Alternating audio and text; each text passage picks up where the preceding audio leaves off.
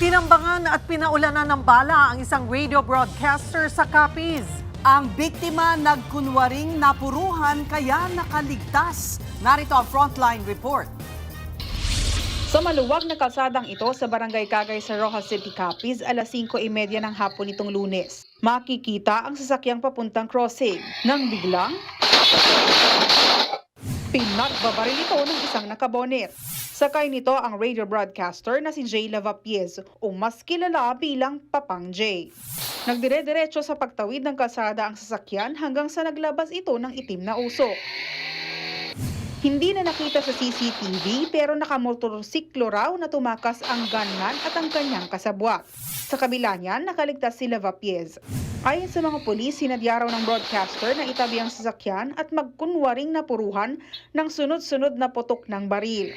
Kung patuloy raw kasi nitong pinaandar ang sasakyan ay baka habulin pa siya ng nakamotor na mga salarin. Base sa investigasyon, papasok na sa trabaho ang biktima nang mangyari ang pananambang. 4 na basyo ng bala ang nakuha sa crime scene. Posibleng may kinalaman umano sa pagiging mamamahayag ni Lavapiez ang pamamaril.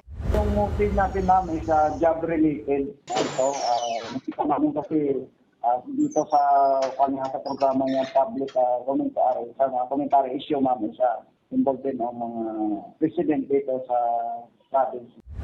Kilala si Lavapiez at kanyang asawa sa mga political commentaries. Sa ngayon, pinagdadagdagan na ang mga nagpapatrulyang pulis malapit sa bahay ng broadcaster.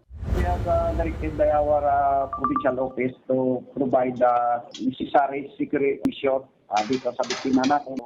Look out sa area niya, especially kung magkakatrabaho na and going back sa residence niya.